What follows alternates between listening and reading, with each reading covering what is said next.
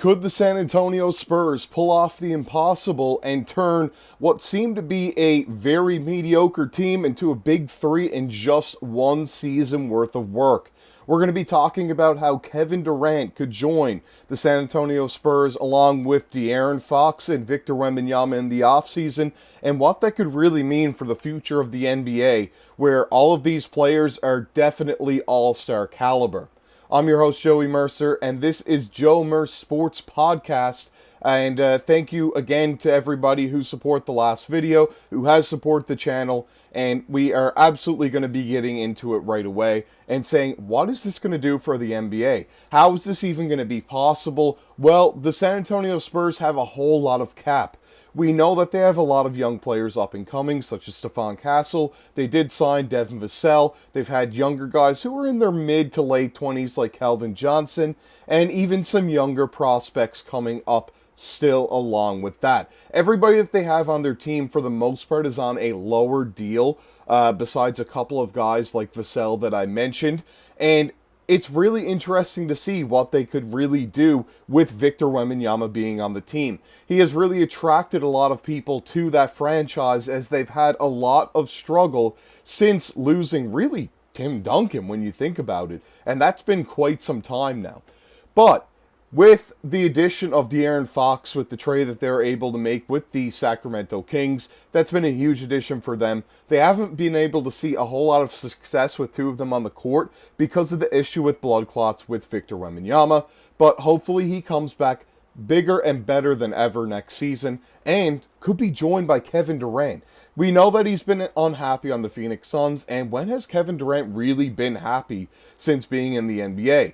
Well, we thought that he was happy when he was on the Oklahoma City Thunder. They made a huge push in 2012. They almost beat the 2016 Warriors and then blew a 3-1 lead in the Western Conference Finals. And now suddenly he joins that Warriors after getting a text message from Draymond Green after they lose to the Cleveland Cavaliers in the final that season. And then he's unhappy on the Warriors. He headbutts with Draymond Green. He's not very happy with the situation there. He moves to the Brooklyn Nets. They form another big three with him, Kyrie Irving, and James Harden. But then he's not happy there at all. Goes to the Phoenix Suns of all places, and they form another big three. They have Chris Paul, Devin Booker, and Kevin Durant. Well, right now, Chris Paul obviously is on the San Antonio Spurs, but is at a very advanced age. He could retire any season now, and it would not shock us because of how old he is starting to get. He's from the 2005 NBA draft, so it's been quite some time since he's been in the league, over 20 years now. But when we look at Victor Wembanyama, still very young. Kevin Durant still playing very well at his advanced age. And Devin Booker, is he really the guy that Phoenix wants to be the number one option? Well, it seems like it's been Kevin Durant all the way. Devin Booker has had some very good nights, but he's also had some streaky shooting, and his defense and playmaking abilities have not really developed to where I think they wanted them to be. They got Bradley Beal because I feel like they thought they could just have some guys bring the ball up the floor that aren't really traditional point guards, and it didn't really work out between Devin Booker and Bradley Beal playing the point guard position.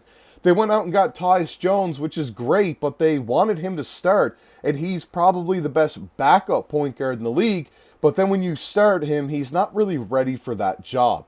They're in a really awkward situation for sure over in Phoenix, and if they were to lose Kevin Durant, they would probably have to go into a rebuild. Bradley Beal right now still has to waive his no-trade clause in order to move away from the Phoenix Suns, which is just probably the worst contract in the league. If not the worst, it's definitely one of the worst. And Devin Booker, as I mentioned, a streaky shooter as well, that can be an all-star caliber scorer, but he's not doing much else besides the scoring factor for you. When you look at a guy that you're going to be paying that amount of money or being the franchise of your team, and you've been building around now for a long time in Devin Booker, you kind of expect them to do more than just score on the court. Scoring is very important, but you kind of expected his defense, playmaking, or some other aspect of his game to really develop. Maybe it be leadership, things like that. That's not really what we're seeing. We're seeing Kevin Durant kind of having to still take control of this team, And at his age, is that really what you want to happen if you're the Phoenix Suns? Well, the taking over of Matt Ishbia really saw that they wanted to win now, and it hasn't really worked out for the team. I mean, we look at Bradley Beal, and he's been not really an all-star caliber player at all. He's barely been starting caliber, and that's not the player that he was in Washington, or was it? Because when we really look at it, he put up over 30 points per game, but that team was just so bad. They didn't really have anybody to support him. He had the ball in his hand so often, and now you've got three stars, including himself, where you have to share the ball. There's only one basketball on the court at a time, and that's where I think things have really butt heads between the stars on that franchise, and why Kevin Durant could definitely want out. Joining the San Antonio Spurs, if Chris Paul was to stay around, I could see that being very interesting. I believe that Kevin Durant really enjoyed playing with Chris Paul, and then going to play with Victor Wembanyama could be very interesting for him as well. When Durant came into the league, there was a lot of issues because where he came in the 2007 NBA draft class, people were like, oh, well, you know, he's 6'9 or 6'10. He has to play power forward. He needs a post game. He doesn't have a post game. He's really skinny. But he's definitely the best shot creator in the league.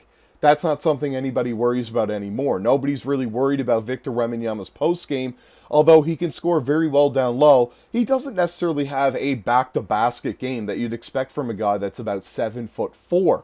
His game is really similar to Kevin Durant's when you really analyze it offensively, and defensively, he's a DPOY candidate. If he didn't go down with this injury this year, I think he would have won DPOY, as he has really changed that San Antonio Spurs franchise.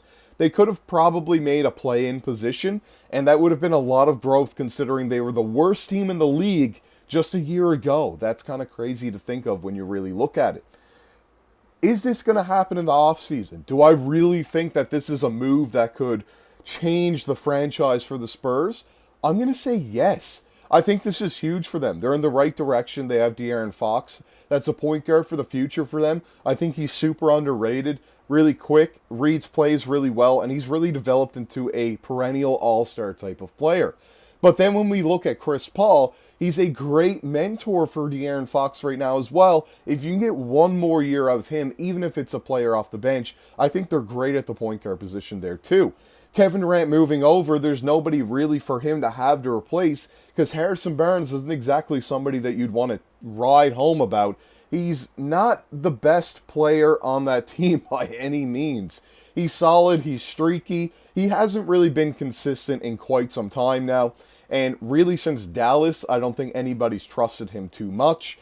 And that's somebody that I could see being a good complementary piece, fitting well in the organization, but not somebody that you want to start or play. And that's the same thing with Keldon Johnson. They've been trying to move on from him for quite some time now. Devin Vassell really is more suited at the 2. We could play Durant at the power forward position, and then whoever plays at the small forward position that they decide for next season, it really wouldn't matter if they had Durant at the 4 and Victor Wembanyama at the 5. This has been your host, Joey Mercer. I hope you enjoyed the video there today. Make sure to go down below, hit the subscribe button, like the video, comment the video. Tell me if there's anything that you'd like to see here on the channel that we haven't covered so far that you'd like to see us cover in the future. We'll try to stay on top of as much as possible here going forward with the NBA, as there's lots of news dropping, it seems like hourly. I'm going to try to upload as much as possible to keep on top of everything there, but I will see you in the next video. I hope everyone enjoyed, and I'll see you next time.